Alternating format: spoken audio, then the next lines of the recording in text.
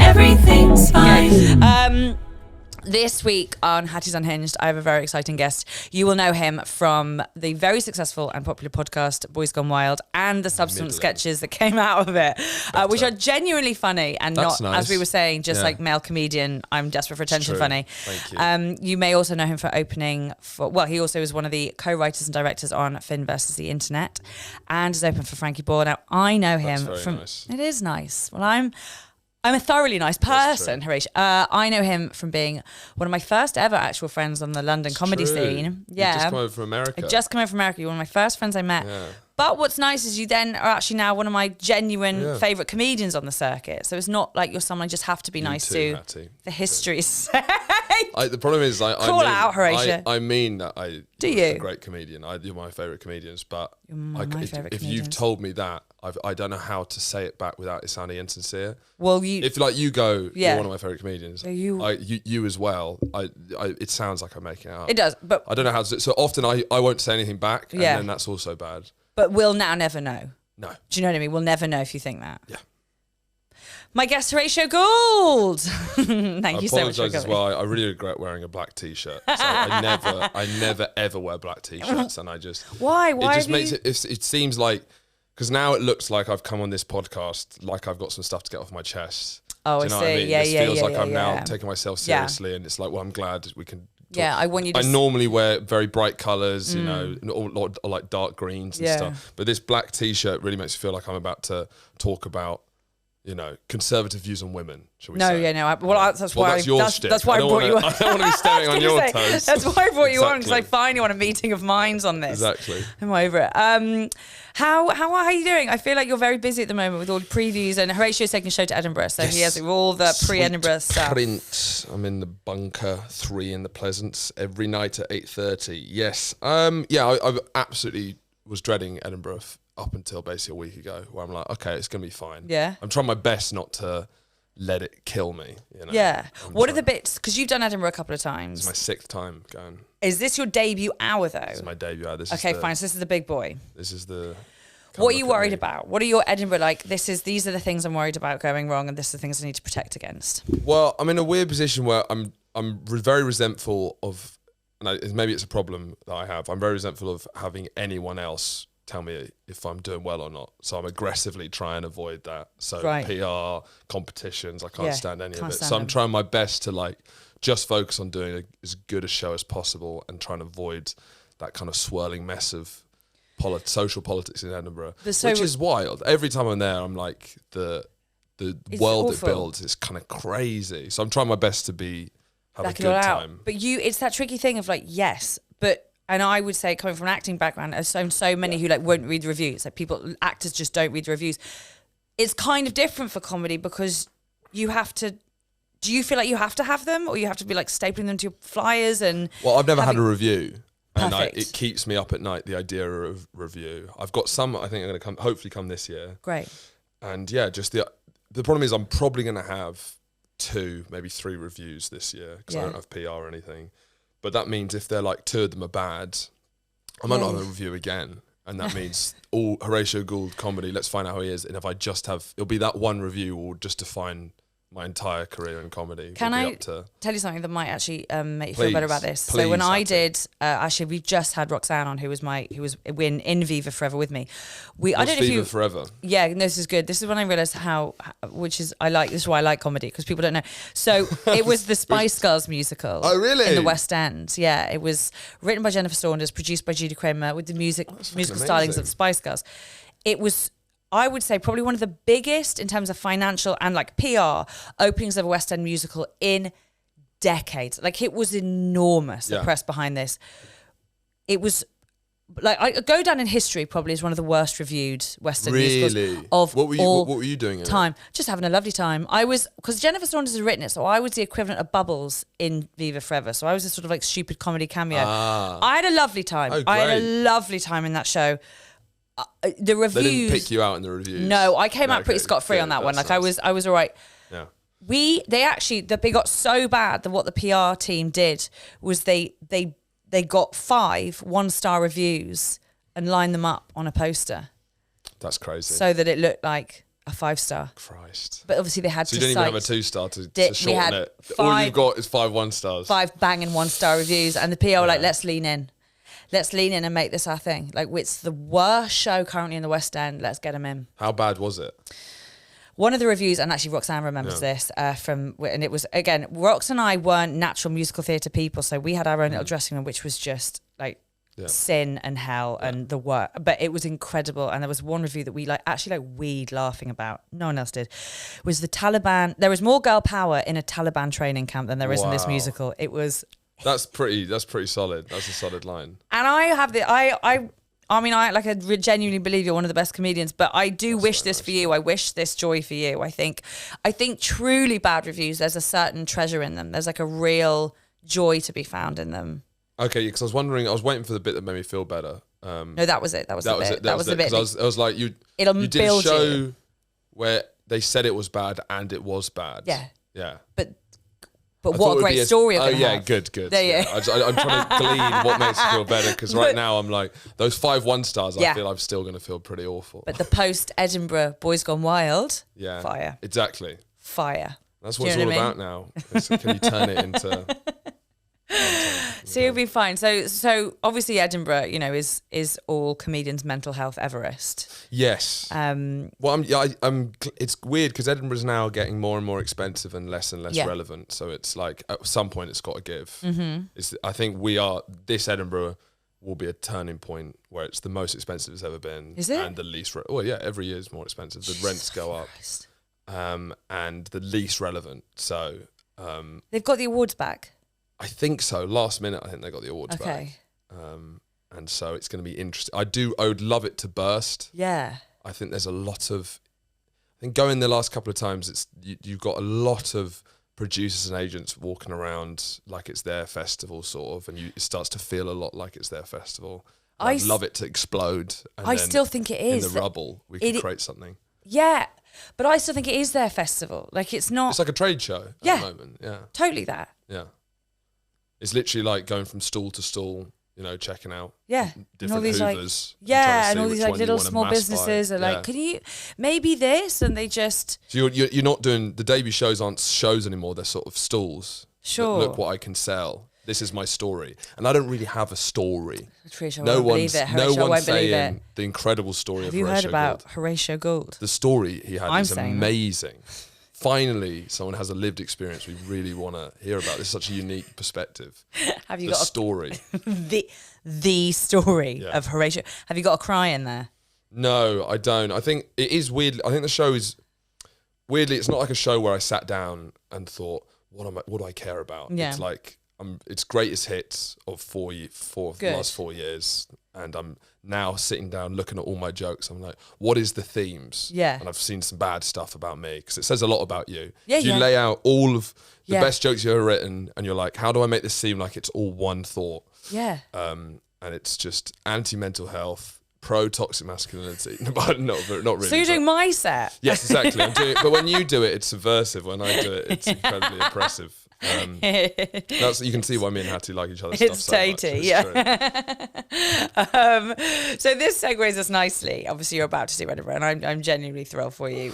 But are there things in your life that you've done that to everyone around you have looked unhinged? Like you've either had friends or people around you being like, Horatio, I don't know if that's right, but you have stuck to your guns and you've believed it was the right thing, and it paid off in the end.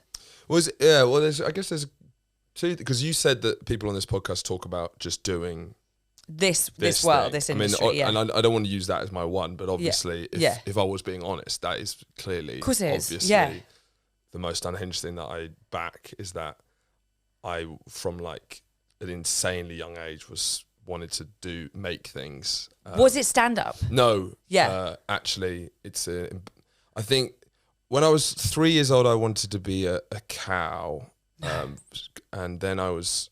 Rachel, there's still time. Yeah, there's still time. Yeah. And then I had like a big transvestite phase where I wore a ballerina dress, and then I wanted to be like an inventor because I thought that was like the best job. Evolution. And then I wanted to be a painter, and then I couldn't paint. So I stopped being a painter, and then I wanted to be a musician, and I was not talented at music. So then I wanted to be a filmmaker, and made a few bad films. And then I wanted to be a playwright and wrote a few bad plays. And then I came to stand up, and I was like, people are pretty bad at this as well. So if we stick this out long enough, it should be all right. That's such a That's my Cinderella story. I extraordinary really story. like that. It's called trial and error. That's my creative life. Is he a prodigy, or has he tried every single thing under the sun? I've landed at this. Yeah, I think there's no better reason. This isn't a first choice. Yeah. Moo Cow's first choice. So, the cow thing really didn't pan out. I hoped it would. Okay, so this. No, that's not. But this is your umbrella. That's Unhinged. I think. Well, I was asking what other guests have said, and I'm like, that's what I was genuinely thinking. Yeah. I guess a small thing. Basically, it's a very tiny thing, but so this is the stuff you don't regret. This stuff you don't regret that it really did pay off for you, or worked out. It didn't pay off, but I don't regret it. Do you think it shaped you as a human? No. Right. Neither of those things. Fucking great. Wait in. Our school had a lot of pressure on us. We had this at school. On Wednesdays you have to do an after-school thing. Or like club. Your club type thing. And it was kind of either recycling or joining the army. Okay. And me and Andrew, who I do my podcast and sketches with, we wanted to do recycling, but we were too late. So we were no. What do you mean you did recycling? Well, so we'd go around the school, we'd learn about recycling, and then we'd sort of like kind of educate people on recycling, start recycling initiatives. But we weren't part of that because we forgot to do recycling. We were just too late because the default at our school is army, and then you split into army, navy, or RAF. And me and Andrew we're not the most army kind of guys. I'm sure. Yeah. So every like Wednesday you'd do like marches and stuff, and it was honestly the most absurd thing you've ever seen. But once a year you go to this army camp where they properly train you, okay? How old are you at this point? Is this secondary? This is like, we're like 16, 17. So it's and it's been run by, yes. Yeah, we had that. CCF. And it was run by this like ex-SAS guy. And there's people who are really keen to it. These people who are like, they're built to be in the army. Yeah. And I'm not built to be in the army. And so we'd, do all these things where you're, crawling through mud, you got shooting blanks and stuff like that. And it's trying to create the vibe that we're fighting in a war. Yeah. And I struggled to not find it silly because they're taking it so seriously. They're trying to create the stakes that we might die, but it was so clear that we weren't going to die. It was tough. But ultimately, you're on the football pitch. Yes. Yeah. And then we slept in bashers. Do you know what a basher is? Those funny tents. A basher is you have a piece of string and a tarpaulin. A tarpaulin, yeah, bivouac, whatever it is. Yeah. And then it seems to be like a very manly thing amongst these guys is how well they can make a basher. It's like, give me a string and a tarpaulin and I can make a gazebo, So me and Andrew had to work out Which how to ultimately is hilarious that that's the masculine, because that's actually a very 43-year-old white woman from very Kent job. Love that. Love what that's you've done with Alice. That place. Like someone called Alice would be very good at that in Cheltenham. She'd be very good at putting up gazebos. Exactly. So fab. She has a business that makes them. And so we made a bash of me and Andrew, the worst night's sleep I've ever had.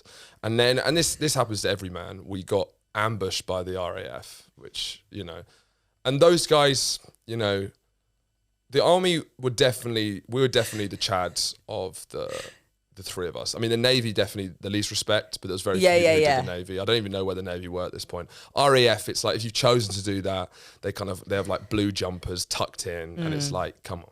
But in the morning they planned an ambush. All right. And these are the 60-year-old So it's waking RAF. up. It's about we're in the woods, and it's like 6, 7 in the morning. And you're already weak because you haven't had a good night's I've sleep. had the worst sleep of my life. And the recycling situation is probably horrendous around there. And then I hear one of the RAF army officers says, "RAF, covering fire!" And then it's just like, and then you hear because they're firing blanks, but you still got the noise and the smell of all the ammunition starts. And we'd actually been trained for this, obviously. Well, that's sort of the point.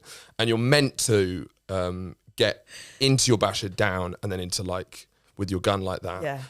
But then I had a very fight or flight response to that because I realised the guns didn't work, obviously, because they got blanks. Right. So I was like, there's no blanks. If we're being attacked, blanks do nothing. So instead, me and Andrew, but me mainly, got huge like logs and started pelting them, like more javelining with sticks as aggressively Genuine as possible weapons. at the RAF. And it completely ruined the sort of, because a lot of it's based on let's all pretend we're at war. And I feel when you're and I was actually in many ways taking it more serious than anyone, because I felt it was a fight or flight response. I like you should get the call up. I think that's got more survival instinct. Massively. Improvisation. Resourcefulness. 100%. Exactly. Putting that up immediately. Fight or flight my hunter instincts came out, and I started trying to make kebab meat out of the RAF. And then it was funny because the SAS guy, furious, said, stop. And then all the guns fired, and you see all the RAF people have put their guns down, everyone in the bashes who's laying down properly. And then I get bollocked in front of everyone, because I basically ruined the whole exercise, because you're meant to be pretending to be like, pew, pew. But you won. Pew, pew, pew, pew, pew. And he screamed at me, because after I'd got it wrong, he screamed to me, get to your basher, right? I was already standing in my basher, so I had to say to him, sir, I'm in my basher. And then I had that feeling of like your authority figure who's telling someone off, but if the thing you told them to do they're already doing, you have to say another thing. So he said, well, lie down then. So then I just lay down there. I got punished. I didn't get court-martialed, but in the sort of fake way of getting court-martials, I got as close to it as possible. And I guess that was Unhinged, but I look back at that with great fondness, because I feel that represents a lot of parts of me, and I felt... It's also got to be quite comforting, because you know that in warfare... Definitely. You fucking got it. Exactly. Like, you've got it up your sleeve. Yeah. I'm a killer. I went into the army thinking I'm a recycling cuck. No, I'm an army Chad. So I'm so that's something I didn't regret. No, not at all. I didn't regret. I don't regret hearing about this. I want to think of you differently forever. Exactly. I'm sure it's a very relatable story for everyone. No, it really is actually. It's so funny. It's wild when you look back at it. We had CCF. Of course you did. I went to an all-girls school. Like, we had CCF. What, Hatty and Horatio? What a shock. Yeah.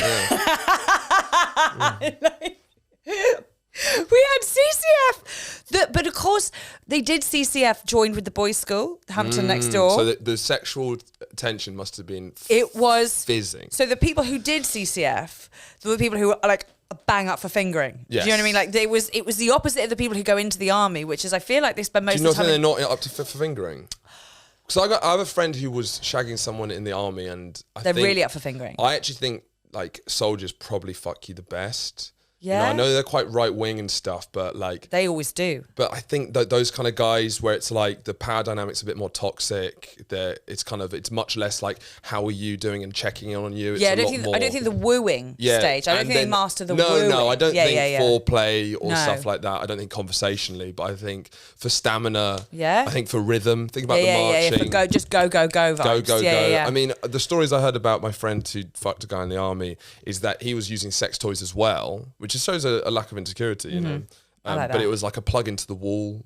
Good God! Do you know what I mean? Okay, it's not battery powered. It's like when it's like a drill sort of level. And you actually and D takes diesel. Yeah, exactly. And he's got like one of those plug boards. You have to wind up to try and get out. More space. But they're kind of dissuaded from fucking each other. Yes, like the army. The soldiers.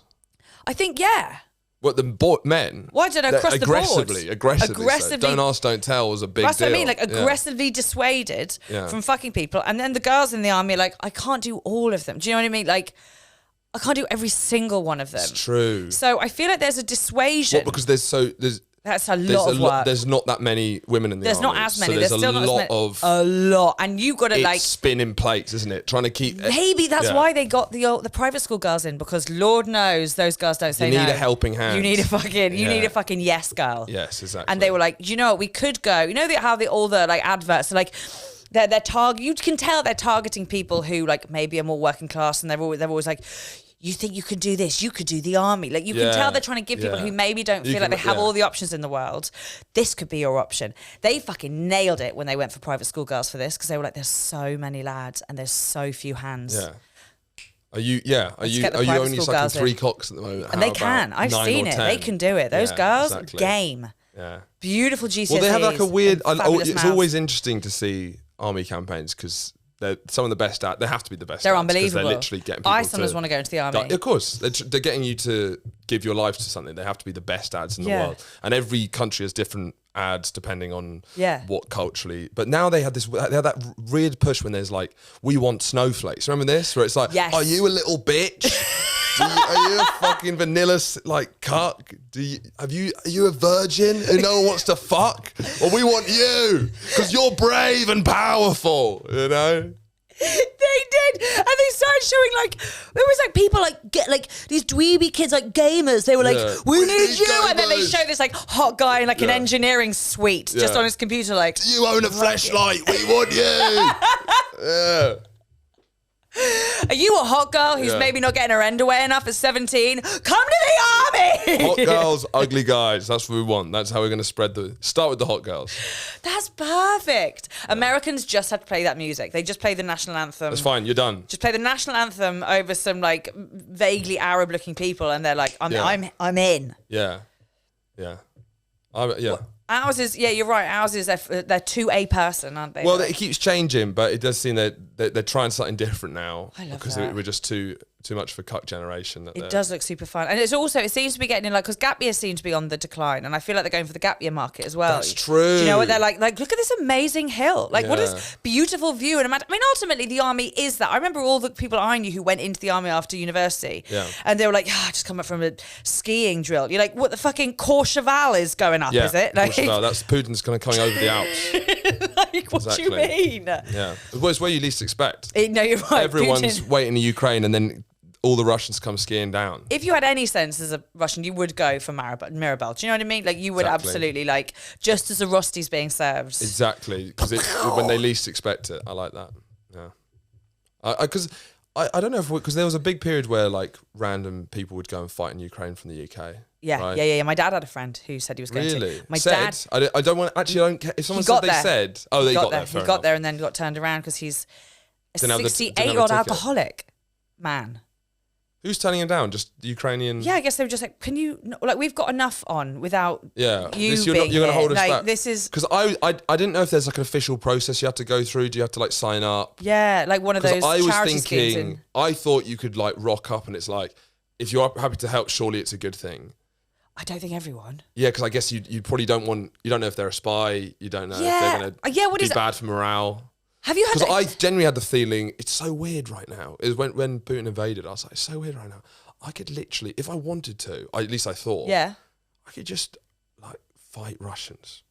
Like right now, I could just go, technically, I could go straight to the front. In my head, I could go straight to the front line And if knowing- I wanted to. But I knowing don't what think you so. know about yourself with logs I think and they the need army, me. yeah. They need me. Were you not Yeah. tempted? I was tempted. Yeah, I bet. There was just something, yeah. There is something thrilling about the idea of just going there and just And just being like just a fighter. firing sticks, javelin throwing them. Logs from a bivouac. Speaking of turning up to Ukraine and fighting a war, have you done any unhinged things that you feel like everyone around you has been like, Horatio, that's not it, that's not the one, that have turned out to indeed be not it and not the one? Yeah, well, weirdly, I don't think I've told this story, and it's because it's like a weird story that's like, I thought I was going to turn to stand up, and then it's like it's too odd, and it's like morally confusing as well. It's kind of a story of how like maybe my best deed turned into like a average deed, or maybe even a bad deed. I was doing King Gong. I don't think I've told anyone this. So King Gong, for those of you who don't know, is a part of a gong. It's a gong show. It's the worst gong show in the world, which I think is mainly a UK thing. Gong shows. In they start in Chicago, we America? had the tomato throw. Oh, so fuck. they can actually fire sponge tomatoes at Jesus you. Christ. The person on stage with the least amount of tomatoes at the end of the set wins, and with the most also wins, but wins the worst set of the night. Is the silliness of the tomatoes make it less degrading than like a gong show? Bizarrely, considering actual like weaponized vegetables / fruits, are coming at your head, yes, it's still less demeaning than the King Gong show. Yeah, because I think there's like a playfulness there where the gong show feels more, I don't know, tribal somehow. Ungodly, yes. So it's a gong show at the Comedy Store in London, and it's one Monday a month. Mm-hmm. Yeah. And there's about 25 acts on, and the MC gives to 3 random people, trying to pick the people who are most aggressively gonna gong you off basically. 3, I think, do they just red hold up red cards. cards? Yeah. And if during your set at any time 3 red cards go up, then you are gonged off. It can be at any time. And if you make it past 5 minutes, then you get into the final. And then there's a clap. And then there's a clap on the or people something. who are in the final, the people who lasted 5 minutes, get to come on, do a 1 minute joke. Yeah. And then there's a clap off to decide who the King Gong winner is. Yes. And that, by the way, is how you get in at the Comedy Store in London. Still is the kind of the only way in. It's crazy. I've just decided I'm not I'm going not to going work to do there. that club. I just won't work at the Comedy Store. It's already it's incredibly demeaning doing stand up, and it just takes all the elements of all the whenever you bomb a gig, you have that feeling of like, why do I choose this? It's an insane thing to do. But Gong Show, it's like it's distilled all of the reasons you shouldn't do stand up into one thing.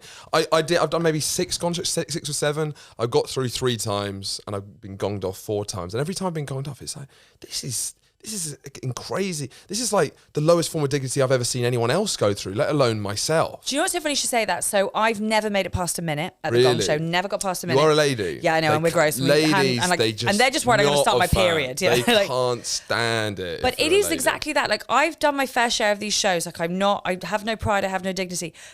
I don't know what it is. There is something. I talked to Adam Flood about it last time. I was like, there is something about that show.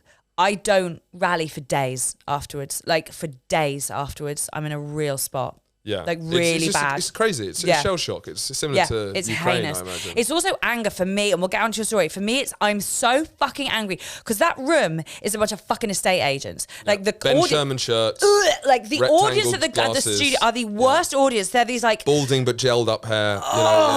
Shiny shoe. Yeah. Just... a lot of angry IT guys. I mean, it's in Leicester Square, so, like, what do we fucking expect was going to happen? I feel like Kingo, it's sort of like... if London was like a gutter, it's sort of like everything's leading towards it's the fat bubble. What's that thing that they found that was fucking up all the sewers? It's the fat. Well, it's alien. almost like a rat king. Yeah, it's the rat king. Yeah. Exactly that. And you're like, I don't mind having a bad set in front of like sentient, decent people who maybe just aren't up for me. That's Sure. if I get booed off by a bunch of fucking Foxtons people, I am irate. Such Foxtons the energy. fury that I have coming off. I'm like, from you? It's like getting ghosted by a 2. Do you know what I mean? You're like, you shouldn't even have been here. Like, who gave you a card? How did you get in? Why is there a gong in here? Christ. Yeah. So what was your... My sister actually came to watch this show as well. And I did it because because everyone's quite naive about it. Because if you type in Comedy London, the King Gong Comedy Store will come up. So I just thought, my sister hasn't really seen me perform stand-up. So I thought, her and a friend, I'm performing at the Comedy Store. Stop her ever doing that again. I was just performing at the Comedy Store. So I thought, and so she was sat next to, guy in a Ben Sherman short cut off, like a sort of green and white checked short sleeve. And then he had black hair, gelled up, balding. Yeah, and then he had those like, kind of like just default Sims glasses, you know, and like if you're making a character in Sims, Rectangle. the first glasses. Yeah. Not even, he has never gone through. He just came in and said glasses. Just didn't even like look for another one. And then that guy, having the time of his life, the host was the wonderful Laura Lex. Okay. And the whole time he went, all right, Sarah Millican. Just, all right, Sarah Millican. So to his friends, every time she spoke, he was just like, all right, Sarah Millican. All right, Sarah Millican. Trying to get louder and louder. All right, Sarah Millican. Just like that sort of... He has a fucking cubicle at work. That man has a fucking cubicle at work. No one talks to him. No one listens to him. There's a reason. And they go to these places and they're like, this is my fucking hour. All right, Sarah Millican. Just on repeat. My sister sat there. This is absolute hell. So I go on like 12th. Go on. First joke gets a laugh. Second joke doesn't get a laugh. Third joke completely bombs. And then it's like 3 punches, like bang. I had a sharp intake of breath because I see that, and it's sort of like no, bang. Yeah. And then there's bang, and so 3 gone, and then I do, which I do every time because I lasted 40 seconds. Yeah. And then double middle fingers. You have to. You haven't heard the last of me. I sort of like an X Factor contestant, you know. That's the kind I didn't want to energy. fucking win anyway. Exactly. Yeah. I'm going to start a rival show next door, and everyone's going to go and watch me. And so I got gonged off, absolutely traumatizing. And then how far into stand-up were you at this point? So this was maybe 3 years in. I'd done 3 years at uni. Okay. So, which I don't really count as like, Yeah, I'd only done uni gigs. Yeah. So I'd never done a gig without a prop comic on the bill. Thank God. You know, I'd never done a gig without someone doing poetry. Nor should we all. No. You know? Because at uni, weirdly, I was like the weird alt comic because I was doing stories about my life as me. Yeah. Which everyone was like, this fucking freak. You didn't just have as a they're putting on like a chicken hat, like check out this guy eating melon on stage, and it's like, who the? Because like it was like the kind of people who are in like uni comedy society. It's a very certain type of comedy, which is like very nerdy, poem-based, alt stuff. Character. I've always been told I'm quite different. But then that's even saying I. No, the idea of I, because it's not. It's actually Mr. Sniffles, his character. And so me going on saying, hello, my name is this, it's like, fucking hell, this is insane. So I think I'd just done 3 years of that, and then I came to London, so about 3 years in. Great. And then 2 spots after me, this is probably, and this is, I guess it's funny just how awful it is, but it's primarily truly awful. It's the worst thing I've ever seen anyone do. A guy with severe cerebral palsy, right? 2 crutches, limps up to the stage, yeah? As he's trying to get to the mic, someone shouts, "Disabled cunt." I mean, I've never seen any less humane thing. I mean, we're talking about these Ben Sherman guys. This is when we're trying to talk about it. This is like a different. Because actually, usually the Ben Sherman guys shut up at that because they kind of know they can't be trusted. I've never seen anything like it. And then he starts welling up. I mean, heartbreaking. And all these cards go up. He gets shut up. Unbelievable. No, so it's not even just one person says no, 3 it's of them. more. It's like it's like some medieval thing where there's a cripple in the town centre and everyone's just stones it, stoning, pillorying him. I've never seen anything like it, and I've just come off being shell shocked, and then I think I hung around for a bit. I decide to leave just because I feel awful, obviously, and then I'm outside. As I'm going outside, this guy his name's Jonathan. His name's not actually Jonathan. But I'm going to call him Jonathan. Yeah. Jonathan, the guy with cerebral palsy, was then having this huge argument with the bouncer, saying, "Whoever called me disabled cunt, tell me who the fuck that was." Yeah. Just so upset and clearly really upset. And the bouncer's like, I don't know what to do. There's nothing. I'll see what I can do. I can put in a complaint. And he's there. He's in a wheelchair. And then I speak to him. I'm sorry, mate. That's awful. What happened to you? I can't believe that. How are you getting home? And he goes, I don't really know. And it's like, where do you live? And he goes, Durham. I'm like, who did you come with? And he'd come down on his own. All right. So he's come. Stop it. On a wheelchair. He's come on a megabus down to Durham. And what became clear is that he'd done like a couple of gigs in Durham. And wanted to break at like uni, I think uni nights where he'd been able to get his jokes out, and there'd been like a goodwill in the room, obviously.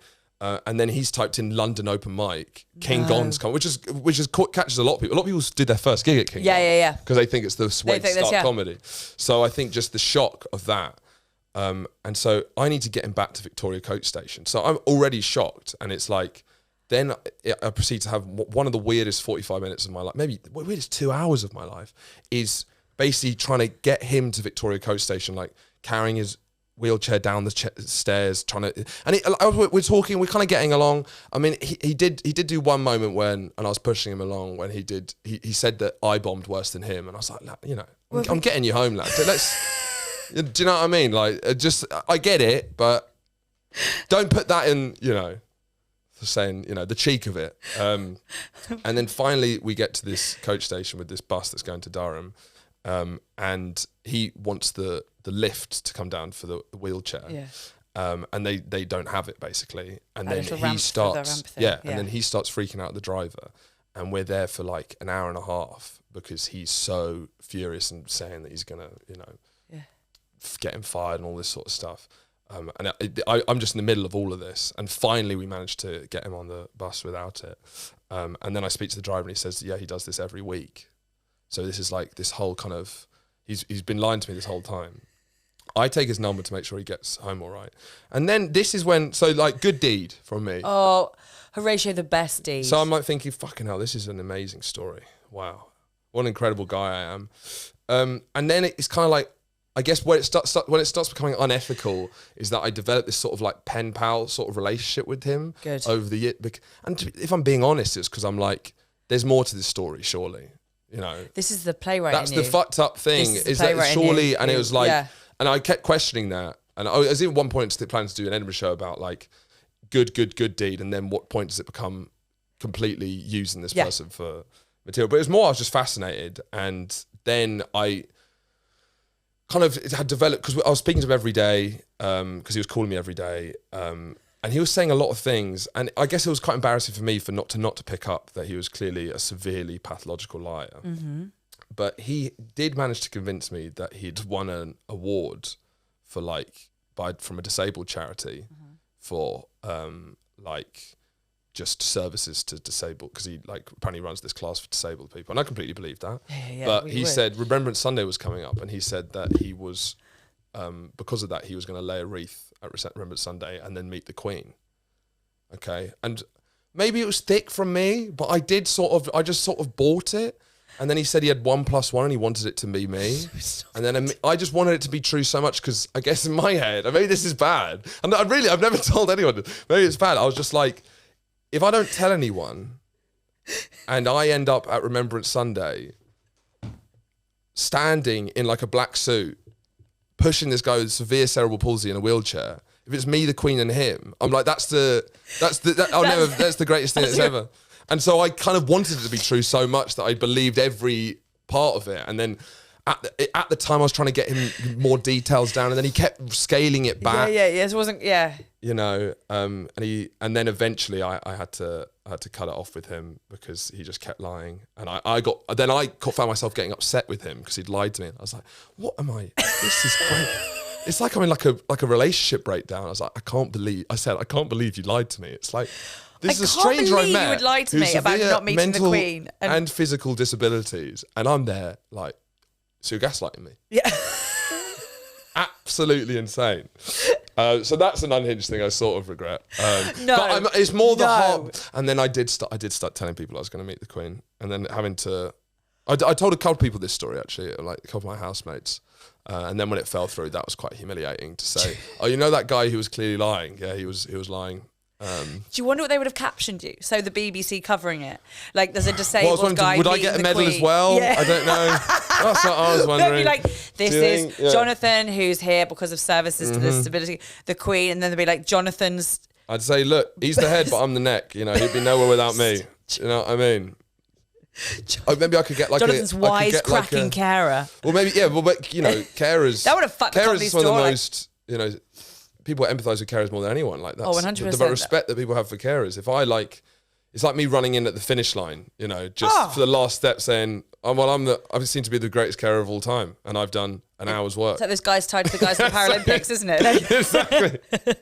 I did also win the gold. Here's the tie. So morally, that was just a very confusing thing, because it went from me doing the most good Samaritan deed I think I've done, which is just helping this guy get home at all costs, to then being like, well, in return, I deserve to meet the Queen. You 100% deserve Do you know what I mean? meet the Queen. And it was just funny having all that pride in myself morally, but then, you know, if you feel like you've, I don't know, been working all night and then you'll treat yourself to bad food, or if you've been exercising, or like if you've had any sort of like serotonin release or endorphin release, you then can often be unhinged. I often be unhinged by like, well, I've earned this. But I've just, And I think morally I had that. Yeah. Where I'd just done like one night's work of moral working out. Yeah. And immediately I was just like, well, then I deserve to use this poor guy to meet the Queen. Well, yeah, I mean the Queen. To be fair, he told me he was, to be fair, what flips it is he did tell me he was going to meet the Queen. I didn't say, lad, come on, you must have some contact. Surely together we can meet the Queen. That's the thing. You weren't in that relationship for the glory, but he then like dangled the glory in front of you. And we both had, so it was interesting because we both bonded on the fact that, so I have dyspraxia, which is a very mild. It's the same then. So actually you both. Well, he has dyspraxia as well.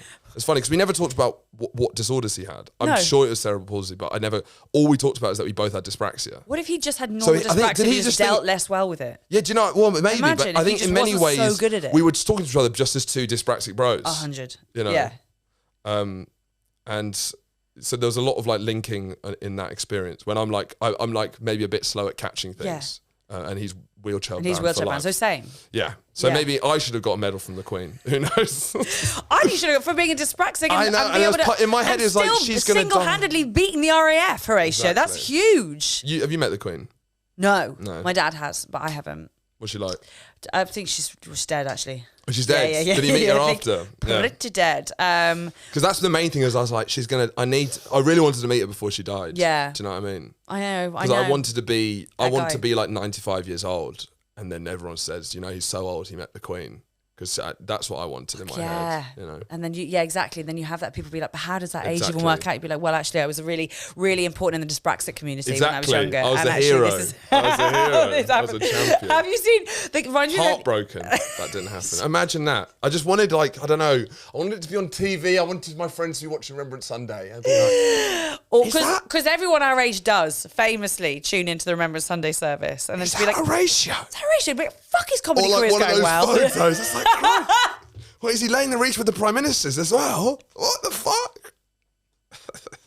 They get to do that for fucking ages. Yeah, forever. The Prime Minister's just forever. Forever. Even Truss just gets to like rock Well, up Truss- after no, a well- work experience and have a go at laying the reef. Yeah, but you're saying that like Lucky Truss. I don't think Truss wants to be there. I don't think No, Truss being dragged there every time because now every single event, everyone's going to be, oh my fucking God, remember Liz Truss. Remember Liz Truss. It's like having your Comedy Store King Gong set played before every gig you do. Yeah. Being like, we can leave it. Exactly. I could move to space actually everyone would who be did better. King Gong has to have their set played. Has to have their set filmed and played before them. It's so awful. It's so unseemly awful. I love that you got that out of it. That's so much better than anything I've ever got out of the Comedy Store.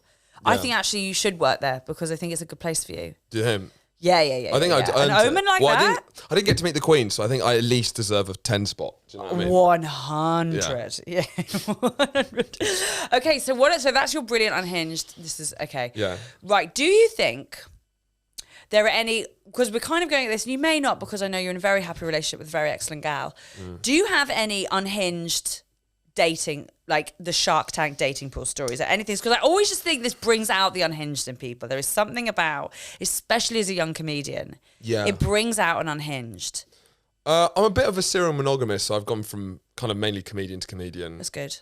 So I don't have like the frantic, messy. Oh, that's thank good. fuck. I don't have those, but I definitely had my like first relationship very young, so I was like, that's probably the most unhinged I've been over a long period of time. Yeah. And now I'm with BB and I'm quite settled emotionally, Yeah. but for about 9 months, I had one like fucking emotionally unhinged period, and basically this relationship broke down, and I then, even though I'd broken up with her, I spent a long time trying to get back with her, and it was on and off. It was just one of those things, and it came to a head in Edinburgh 2018, I think it was, when we were kind of on and off. And then I found out while I was at her flat that she'd actually been seeing a guy, which was completely in her rights to do, and that he was coming to stay. I was leaving the next day. He was coming to stay when I left. Great. So just tap in. I didn't take that well, and then she kicked me out. Yeah, so I feel the lowest I've felt like romantically. I was just like, and then I was having a bit of a main character moment, I think. Yeah. I think I was like 20 at the time. That's so not a comedian or maybe even thing. 19, 20 or like whatever it was, but I was just like, God, fuck, I'm so fucking heartbroken right now. And so I was definitely being like quite dramatic walking down the stairs. I was a bit drunk. Yeah. And then as I'm sort of throwing myself around dramatically, for want of a better term, I bashed my bollock on the banister. I apologise for the alliteration, but it is just what happened. So I bashed my bollock on the banister. It hurts, but not as much as my broken heart. So, and then I go back to the flat I'm staying in, which is with Warwick Comedy Society. So, which means that there's 25 of us sleeping in a 3-bed flat. So it's like, it's a UN human rights abuse. I wouldn't be surprised if it came out that we'd all suffocated, and there'd be a kind of inquiry into all these sketch comedians who have died. And it's a mix. It wasn't just stand-ups. There was sketch, there was improv. Oh, well then no, there wouldn't have been an inquiry. If you had improv involved, no inquiry at all. There is a spectrum of annoyingness. Improv's right at one end. It goes stand-ups to, for me personally, least annoying. Stand-ups at this end. Sketch, annoying. Improv and then is a improv. whole other and thing. we never actually met the Wimps, was it? Like Warwick Improv Society. I forgot what it was. Fabulous. But we never actually got to meet them until Edinburgh. And it was like, wow, this is like whatever I find annoying about people who do sketch, this just takes it to another level. So yeah, in that 25-man room, heartbroken, having to like go over all these snoring bodies and then go to sleep, wake up, my balls have never hurt more. Well, my balls never hurt. Do you have twisty bollock? On fire. So I call my mum, who's a nurse, and I say, what do you think's happened? And she says, I think you've twisted your bollock. And if you don't get that sorted... Horatio, you can lose it. You could lose it. I've had mates who have had that. Well, I've lost my girlfriend and my bollock? This is crazy! So I then type into... I'm like, this is fucking go time. I'm not losing my ball. I'm like 19. I can't lose my bollock. That's fucking insane. Who loses their bollock? That's the Edinburgh Fringe. From hitting a banister. And so then I go into Google search Edinburgh Hospital. All right, Royal Edinburgh Hospital comes up for the King. Good for me. I'm going to meet the Queen later, so I might as well. Thank you. And so I get an Uber straight there, and I get in. I run in. I go to the desk. I'm like, I've got this twisted. I'm really sorry. I know you probably don't do this sort of stuff. You're a receptionist, but I got this like twisted bollock, and I'm really scared that I'm going to lose my balls. And and then so I'm doing it. I'm talking about this whole thing, and she goes, Sarah, this isn't a hospital. This is a mental health clinic. And as she says that, a guy, bald shaved head in like one of those gowns, with the arse out flapping in the wind, starts screaming, running for the guy, like running for it. 4 security guards wrestle him to the ground. And he's just like writhing, screaming, he's like screaming for help. And it's like, and he's got like 4 security guards holding him down. I'm like, what the fuck is going on? Why would you call it the Royal Edinburgh Hospital? This is insane. But I still got a bollock to fix, so I can't help, so I had to step over this guy as these kind of like, as they're fucking stepping on his neck. It's insane. I was like, this feels fucked up. I don't know what you've done, but I don't understand what's going on here. But my bollock doesn't wait for anyone. Very Shutter Island sort of vibes. Had you twisted it? And so then I went to A&E. Yeah. And he said it actually, so it turned out, and then he sort of unfurled it. Yeah. And so it wasn't as serious as it looked, but it was like, it was definitely ruptured a bit. That's crazy. I've met who's lost it from exactly that. Bashing a bollock on a banister. Broken Heartbreak. Heartbreak. Bollock just fell off. Yeah. No, just twisty bollock, lost it. So well done. And so in the A&E room, which in Scotland is very speedy, it was very bizarre how quick it was. And I get there, and as he's doing it, he asks how I'm doing. And I then start talking about my feelings about the whole thing. And I'm like, God, man, I don't know if it's like jealousy or anything, but of course it's jealousy, but I don't know, it's just that it feels so overwhelming, it feels so unfair, and I don't know if it's been unfair, but and he's like, I mean about your ball, like literally like it's from a fucking Adam Sandler film. But yeah, there's no end to the story apart from my ball, it was fine, but... It's so good, and it's so good, because, like... because it's the main character energy. I mean, that's the main character story. Like, you lived a main character plotline. I mean, all comedians have main character energy. Sure. We have to, because otherwise, how do we exist in the fuck this is? Like, we have to be the lead. We can't be the comedian who everyone's like, she's so bad. Like, we have to be the comedian who, I guess you can sort of be, you can be the kind of like, I don't know, not Kevin James, but like the comedy friend. You can be Catherine Hahn. You can be Catherine Hahn. I guess. But even now she's the lead, and she fucking paid her dues. I fucking love those. I'm here for those stories. When my last proper breakup from like an actual boyfriend, as opposed to the Japanese doll, as opposed to all the ones I drew. So this is an actual one. Breathing, seeing. Okay, yeah. I boyfriend. Yeah, warm-blooded. No. Knows who you are. Yeah. Answers back sometimes. Good. He very sweetly, and I don't think I've talked about this. He very, bless him, he was an actor because everyone's a victim in this story. I have a lot of sympathy. He very kindly waited till I think about 3.5 hours after we'd broken up to be going out with his co-star of the TV show he was in. Was he looking at the watch the whole time? I think probably probably doing that thing of like, come on. If I'm enough of a dickhead. Hattie's Yeah. going to lose her fucking rag and break up with me. Do you think they were both Ding, ding, naked? ding, ding, ding. And he was like, I couldn't do that. She's calling. This is it. Just give me 1 second. 10 minutes after, just because I would never cheat. I'm a good. I would never. But just no. She's done it. She's called it. Time of death. Was it actually 3.5 hours? I think maybe. Nice. It's pretty It's like quick off the bat. Spotify 10-second fade. Do you ever do that thing on Spotify where you can fade Just two fade songs into the next one. Yeah. So it's just like it sort of starts at the end of one. Yeah, he sort of DJ'd. seamlessly. He seamlessly DJ'd two Fred tracks again, into one. Boiler Room yeah. set with And I your say red that with shit. respect because I think he did it with me as well. Like I think I nicely faded in. I was a fit for a little while and then got my own track. Do you know what I mean? Yeah. I think he did it. But I remember, like, again, you flip into main character energy where you're like, she'll be fucking nothing. He'll come running back because I'm the fucking best. Like, I'm this. He must be losing his mind. Yeah. And then, obviously, you have one of those moments as an actor where all the work stops for absolutely ever. Like, I couldn't have got a job as me in the documentary of my life. Like, I couldn't get no. Not one They're thing. looking for someone else. Sorry, you just don't fit the... You're a bit old. We love how many mistakes you've made in your life. We think that's really funny. Yeah. We think it's really funny how stupid some of the decisions you've made. Yeah. We want to take that and give that to someone hotter and better. And ultimately we just of more value to the world. Exactly. Yeah. And so I remember being on a train going to, and I'm pretty sure I'm right, it was a job where I was in an empty building in Staines as security. Yeah. So I was in charge of manning. Wait, this is not a role. No, Horatio.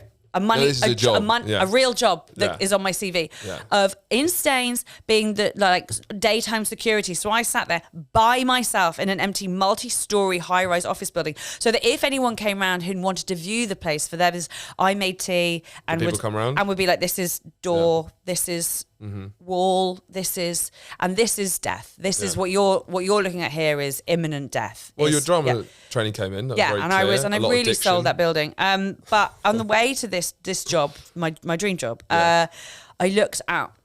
You know, you just look out the window of your train, and I think I had a cold sore. It was one of those days where it's just a lot. Yeah. Cold sore day. And there she was, front and centre of a billboard, Sky Drama, with her tartars in a corset up to her eyeballs, staring with blonde hair billowing in fake wind. I was like, that's crazy. no, fair enough. Absolutely, props. Did it come round where you're fair play? I was like, well, you almost it's I so can't believe bad. It's so bad that came it's before incredible. her. Yeah, I was like, this is so awful that it's incredible. It was. Well, you wanted hysterical. to be a stepping stone to someone that beautiful. Yeah. Do you know what I mean? I was like, I'm honoured that I was I'm honoured that it wasn't a couple more girlfriends after me before you reached there. It's amazing that I was the appetizer. It's amazing. It's amazing. Does that mean I'm only a little bit less attractive than you because I'm next? I guess I'm a 9.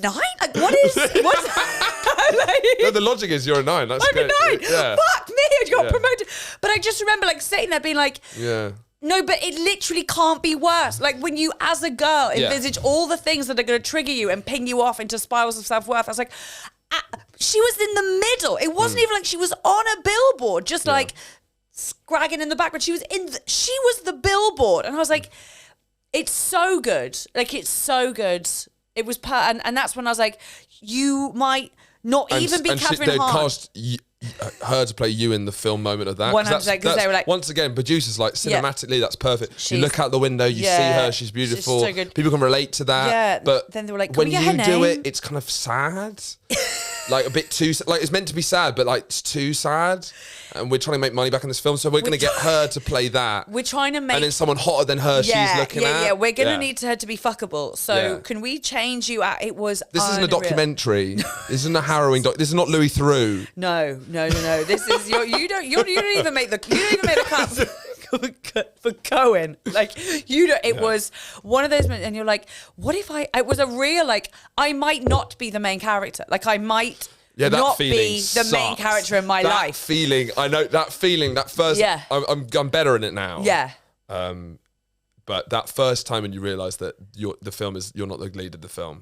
Will Hitt has an unbelievable bit about this. What's his bit again? It's a bit, and I don't want to ruin it, obviously, but he has this bit about everyone walking around with the main character energy. He's like, I think I have third army sergeant energy, where he's like, I'm just kind of there in the background waiting to be shot. And then But also Will behaves like he is that role. Like Will Exactly. behaves like he's not main character. And it's just, I just love the fact that if that is how Will goes about life, like that tracks. Do you know what I mean? Definitely Like he tracks. absolutely brings that. I have a lot of sympathy for actors back on acting because, yeah, my girlfriend's an actor, and I'm like, it is. I think that is much harder than being a comedian. Like, we way complain about harder, comedian. way harder. You complain about comedian, but it's like the idea of just the waiting, and it's just like it's not even up to you. No. That is crazy. Because at least with comedy, which maybe is the bad side of it, is that it is kind of it's in your hands. But that's we're not allowed to do it. Like as Yeah, it's comedians, crazy. Horrendous as it is. Yeah.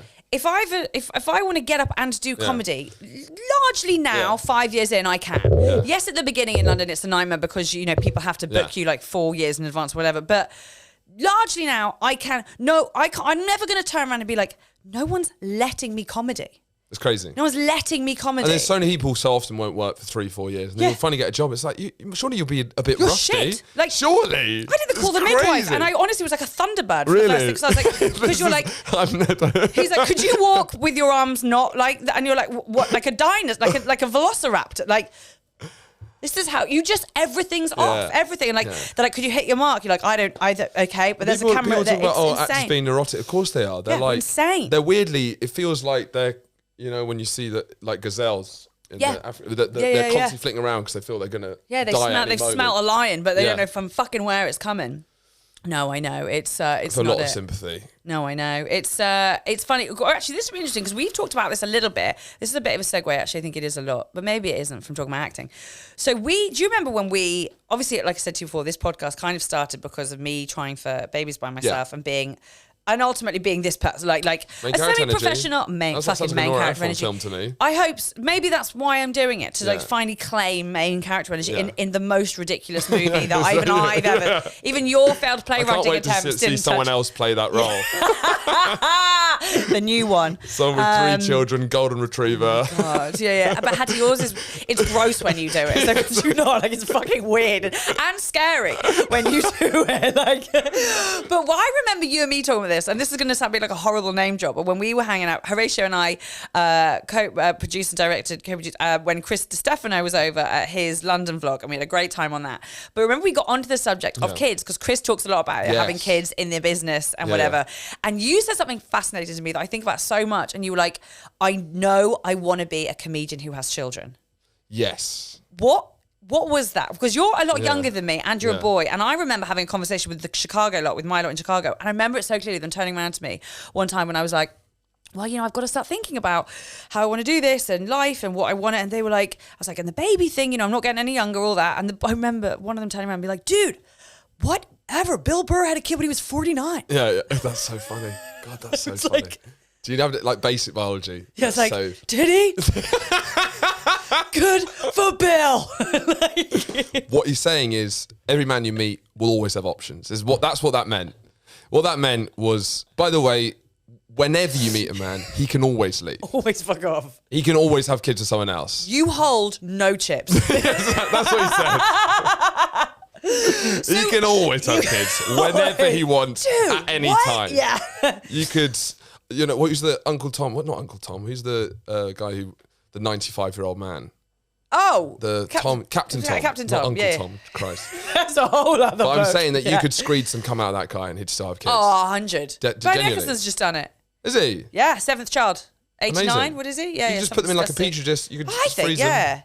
Yeah. So what is it? So why are you But already you feel there? if he has a kid, it's going to come out old. You know? Oh, yeah. Or, That's yeah, what in yeah, my yeah. head. It's Yeah. like surely that come in a is Zimmer old. frame. Yeah, Yeah. he comes out the vagina in a Zimmer frame. Like, he absolutely does. What I meant, I hope I specified male comedian because it's a very specific thing. Yeah. I just wanted to be. Yeah, you did. Because I'm not like, I definitely in my head now, I don't feel like a Ready- broody no, in the slightest. course. I'm very narcissistic, very selfish, especially at this period in my life. But I do certainly feel a desire where I don't want to be, I don't know, maybe I don't want to call, I'm not, No, I know. not shitting on anyone else's No. decisions, but like, I don't want to be in Pleasant Spa, Edinburgh, 45 years old, no kids, still like sort of taught into like having that look and that face. And maybe I'll change because I'm like, I'm young now, so it's like, it's easy for me to say that, but maybe that will change. But I just didn't, I want them to ruin my life but I think it'd be good. And have a great 10 about it.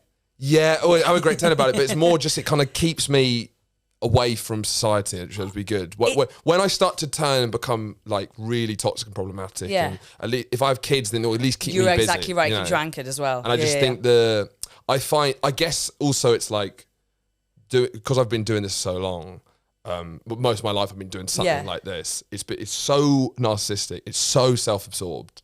Everything I do is so much about my goals, my dream. I'm like, I've got to have something to slow down this.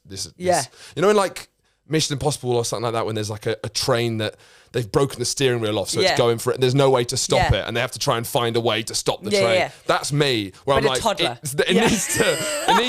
you need something to get me off the tracks, because this is relentless. And at 26, it's fine. But I just don't, this screaming narcissism, I cannot be in my 50s just me.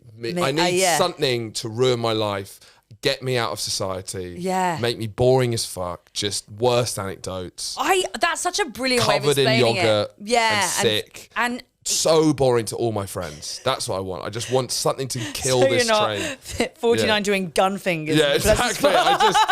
There's something about it. It's like you can't also be a comedian and, do you know what I mean? It's like the double whammy. Yeah. It's wild, isn't it? Because there's something incredibly empowering about like a 48-year-old woman being like, I never wanted children. 100%. More power to you. More power, and they're like, Slay fuck queen. it. And I believe that, by the way. This isn't me mocking it. Like, I believe that you have these like, you know, amazing female comedians who you are just like, fucking get it. But like, I know exactly what you mean, and not that I think anyone gets like particularly like sad, but I know for me, I'm worried for me it's another branch for competitiveness, because I don't think I'm particularly narcissistic with comedy. I think I'm incredibly competitive, but so I'd like, say that tracks, yeah. And I don't think I'm brilliant, but I'm terrified about coming in last. Like I'm like, oh fuck. Well, you want to be in the pack at least. You want to be. I want to be Peloton. Do you know what I mean? I'm Peloton. Like that. You want to be indistinguishable. Yeah, but like they're like, she could still. They're like, she's looking. Hatty, you're doing great. Like, Hatty, she's looking like she's got some energy. Like she's looking like she's got something left in the tank. Do you know what I mean? Like that. I want to be that. At one point to be like, she could have come first. You want it I'm not going to lead from the front. Do you know what I mean? Exactly. But at the end, they're going to be like, she had a fucking. Do you know what? She timed her jelly babies exactly right. Like she timed her jelly babies. But I just want like, I love sports day. I love sports day. I love like nannying. I love watching. I think I will love watching something of mine also go out there. Years. Oh, for like a decade. You're fucking sorted. I know. I'm so excited for you. You're going to be an amazing mother, and you're built for it. You're professional. What, like my hips? Yeah, that's what I was saying. I'm glad you read between the lines, because then I didn't have to repeat myself later. It's like, she hasn't got the message I was trying to Does she get know across. she's got baby-bearing hips? Does she know that that's the comedian you she would is? sell for a lot back in the day. Is there any way you could come with a plough? Because I think your dating life would be... It's double whammy. Childbearing hips and you can pull the plough. That's great. The cow just died. Sorry. I want to end this pod on baby bearing hips, because that's actually fucking perfect for me. And actually, when I go up to Edinburgh in 17 years' time, because I have to, because I'm in the Peloton and I have to, then I'm going to call it baby bearing hips. That's great. But thank you, Horatio. You've been the dream I knew you would be. So thank you so much. Cheers. We love it, we love it, we love it, we love it, we love it.